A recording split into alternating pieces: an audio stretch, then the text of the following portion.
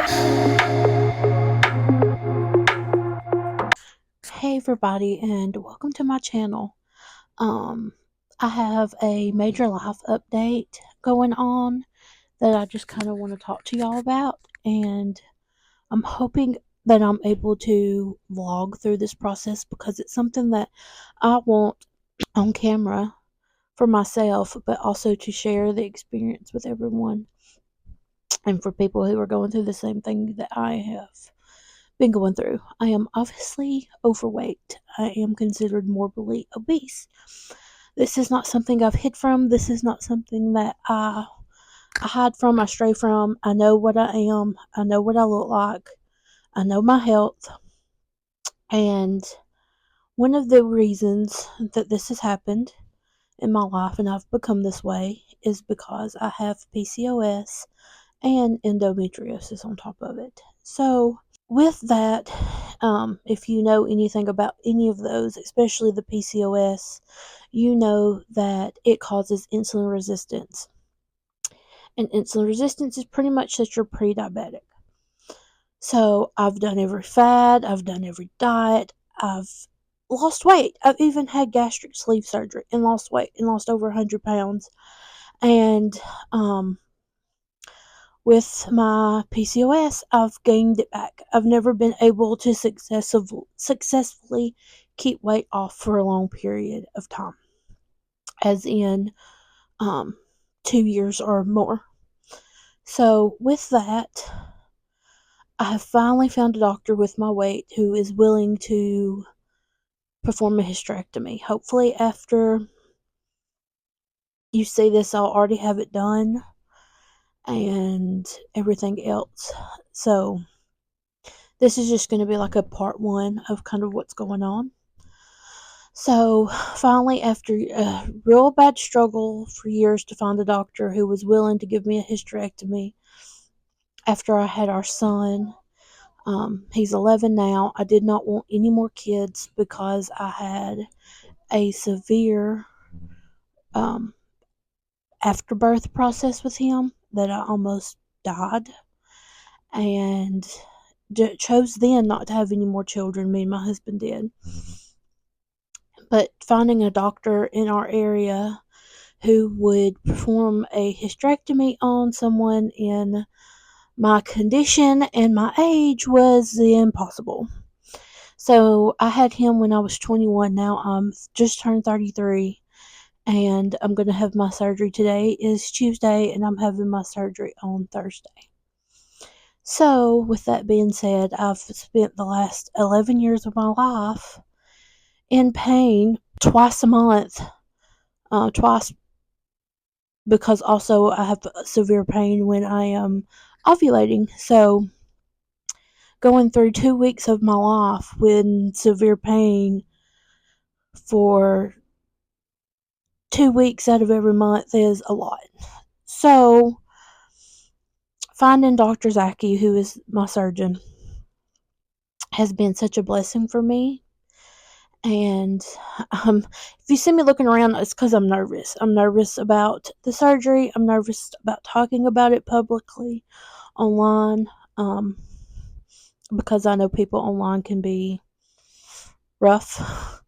But I also want people to have a story that they can go to and see, look, if she can do it, then I can do it. And I can be an example, and I can show people how brave they can be. So that's why I'm sharing my story, is I want people to see, look, if she can do it, I can do it. So I guess we can kind of start with my birth story. I got pregnant with our son when I was 20, and I had him when we were 21. I had some high blood pressure issues, but not really bad.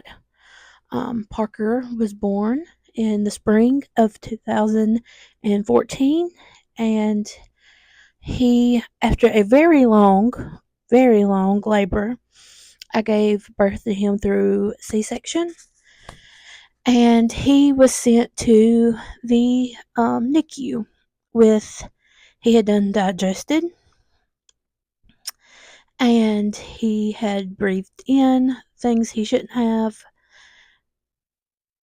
and he had a valve in his heart that hadn't closed. So he was in the NICU for about a week, and then I am overweight, severely overweight, and they glue me shut with about this much drainage on each side of my body. No tubes, no drainage, no wind vac, no nothing. So I have Parker on a Tuesday. I get dismissed on Sunday. He gets dismissed on Sunday. I got dismissed that Saturday before. We come home, and by Thursday, they were calling an ambulance to me because I was septic. While I was sick and full of septic, I was full of E. coli. I had MRSA and another bacterial disease that was growing inside of my body, which had made my stomach muscle wall tear, and they had to go in and fix it. And I stayed in the hospital for a little over a week, maybe 2 weeks. I don't remember the exact time. And then I went home for a month with a wind vac.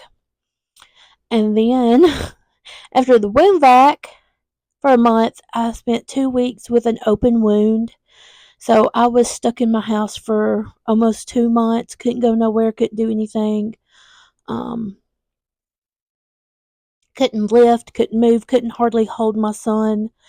It was bad. And so after that, we decided to have no more children. And I have been fighting for the past 11 years to have this hysterectomy. So I'm incredibly blessed and lucky to have found a doctor that is willing to give me the hysterectomy. So, with that being said, I am extremely nervous that this part of my life is coming to an end. I've grieved the not being able to have children anymore. But I haven't grieved. I don't think it's grief. I think it's just nervousness that I'm having. But I am